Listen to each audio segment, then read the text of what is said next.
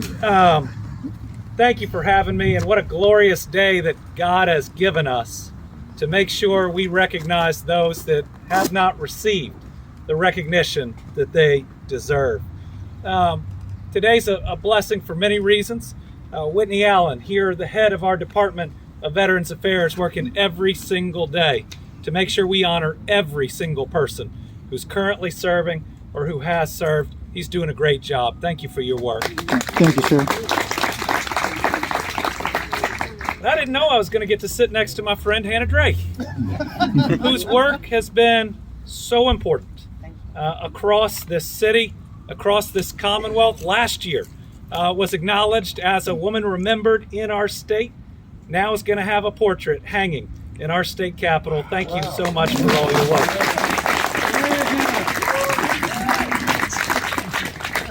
So today, our focus is on the Kentuckians who answered the call to serve in the nation's armed forces.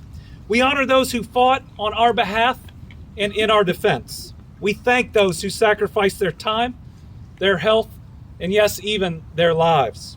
And we pray for those who continue to serve. Our military veterans are the best among us, and I hope that we as Kentuckians can commit to doing the hard work of being worthy of their sacrifices which sustain us. Today's ceremony also places a spotlight on the many proud Black military veterans. The 16 soldiers being honored today represent Black Kentuckians who fought in defense of all of our rights in the Civil War, as Buffalo soldiers during the segregation era, and in World War I. This honor and recognition is long overdue, and sadly, it's a familiar story. The heroism, service, and accomplishments of our Black citizens has too often been ignored, forgotten, and sometimes even denied. And while I can never personally know the depths of the pain caused by the legacy of slavery, of Jim Crow, of racism that continues till today, I'm committed to using my time as governor to listen, to try to hear, and then to take real, actionable steps to bring about a better world for all of our kids and grandkids. As Martin Luther King Jr. said, the time is always right to do what's right. And I'm going to spend as much of my time doing as much right as I possibly can. That's why I was proud to lead the charge to make sure now General Charles Young received his due. Charles Young was born in Kentucky in Mason County in Maisley in 1864 and became the first Black colonel in the U.S. Army. 2 years ago, I posthumously promoted then Colonel Young to the honorary rank of Brigadier General in the Commonwealth of Kentucky because he had deserved and he had earned the right to become a general, but the racism of his time prevented it from happening. We had an opportunity to do what was right, to make sure that his story was heard, and not only was it heard by the President of the United States, President Biden, who officially promoted him to general in the U.S. Army, meaning the first African-American general in the history of the U.S. Army is from Kentucky. That makes me pretty proud. I'm grateful that the President helped us right that historic wrong, just like we are today, for giving General Young the national recognition he deserves as an American patriot, warrior, and hero. Like General Young, the 16 veterans we honor today deserve our eternal gratitude. These Black veterans, like all of our veterans, made a commitment to us, and we have to commit to them as well. We have to commit to continue this project, to make sure that everyone in this cemetery has their name heard, veterans and non-veterans alike.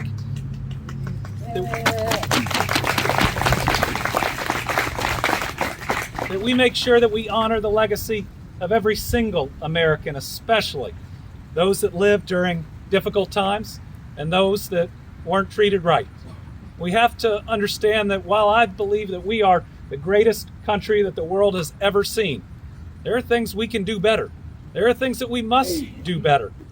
I loved our chaplain's prayer. We have a lot of isms out there. And we need a lot more gracism, which is, I think, what we're trying to do here today to counter some of those other isms that seem to continue to hold us back. I think about how healthcare is so important. That access to High-quality health care is a basic human right, but to too many of our veterans, it was denied, or it still is. Providing the best possible care for the people who fight on the front lines of war and defend our way of life for those who have saved countless lives during a global health pandemic and in the wake of historic natural disasters, it is nothing short of a sacred duty to get them the best of care. And here in Kentucky, we've made a lot of progress. I'm proud to say that our Kentucky Department of Veterans Affairs won its 4th straight VA Abraham Lincoln Pillars of Excellence Award for customer service, meaning for 4 straight years. That state agency was seen as the best in the country at serving our veterans.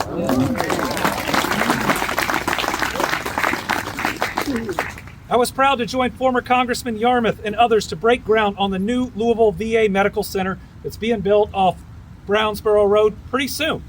The newest and the most advanced veterans hospital in the entire country will be in Louisville, Kentucky, so that our veterans can get the very best. And thankfully, we're going about building it in a different way, because the new center is set to include a women's health clinic to better serve our women's veterans who have also not gotten their due. But I'm proud that now at the Kentucky History Center, we have an entire exhibit on our Kentucky women's veterans, their service, their sacrifice, and how they have helped us build this great Commonwealth that we love. I also helped break ground on the new Bowling Green Veterans Center in Warren County, which is going to be named after the late retired Colonel Robert E. Bob Spiller, a veteran that spent 30 plus years of his life pushing and pushing and pushing for this new center. It's going to be open in this next year. It's going to bear his name. People are going to hear his story and how he worked to better serve veterans. This year, I also signed 4 pieces of legislation to improve conditions and opportunities in Kentucky for military spouses and their families.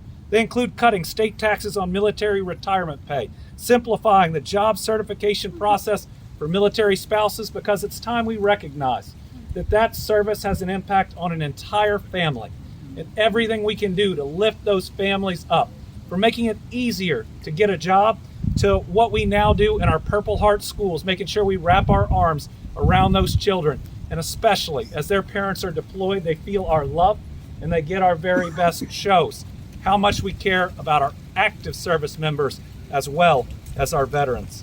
And we're supporting veterans organizations through our Veterans Program Trust Fund, which provides grants to partners like Honor Flight Bluegrass, Honor Flight Kentucky, the Homeless Veterans Trust Fund, because especially for our homeless veterans, we owe them a duty to provide every bit of care, to try to get them back on their feet, to provide the very best services that we can, and that trust fund does such important work, as well as the Louisville chapter of the National Association of Black Veterans who are here with us today. Thank you all for your work. Let's thank them.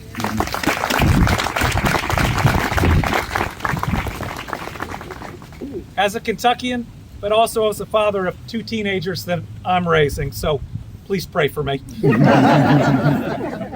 I want all of our people, and I certainly want my kids, to understand the price of liberty, that our freedoms do not come for free. Celebrating the lives of our veterans illustrates the courage, the dedication, and the sacrifice it has taken to create the freedom and prosperity that we enjoy today and that we will enjoy tomorrow. We still have work to do to ensure that all Kentuckians and all Americans have true access to prosperity and to opportunity. As a country and a commonwealth, we have so many challenges ahead of us, but if we tackle them head on, we have so much promise for every Kentuckian. We are lucky to have the shining example of our military veterans showing the grit, showing the strength, and showing the commitment to always doing better, always trying to learn a little bit more, always being prepared to help that person next to you. Because let me be clear, the American dream is only possible because of the dedication and the sacrifice of our American veterans. One way to honor the veterans here today, as well as the legacy of those who've come before us, is to keep working to build that better Kentucky and a better America, one that works for everyone. Yes. My faith teaches me that we are called to help one another and to love one another as ourselves. Scripture reminds us, help carry one another's burdens, and in that way you will obey the law of Christ. So let's keep working to find that common ground, and then to use those common sense approaches to move not right, not left, but forward for every single Kentuckian and every single American. And let's recognize that we still have challenges, but if we work together, if we listen and we hear and we take intentional steps, that there can be a better Kentucky, there can be a better America, and there can be a better world in front of us. I always try to choose hope. I always try to choose optimism. And today we're doing something special all together that is absolutely the right thing in the eyes of our God, and I hope in the eyes of all the people of the Commonwealth. And so today, as we hear names of soldiers who may have been forgotten, they are no longer forgotten. Their name will live on. Their story will be told today and hopefully the next day and the next one. And through this project and through Hannah's work, hopefully we can lift up all those untold stories to do what we can to right those historic wrongs, but by being reminded of them, by facing them and learning from them, and we do not repeat them, and hopefully take those steps to create that better Kentucky. I close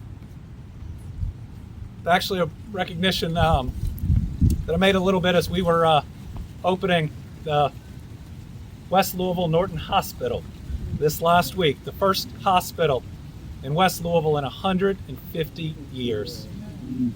I thought of my friend Michael Brown. Michael was my deputy AG.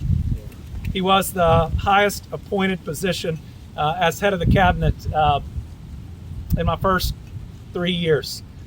He's a veteran, served our country, and every year on Veterans Day would put on his jumpsuit to see if it still fit. And it always did, because that man exercised like crazy. I miss him.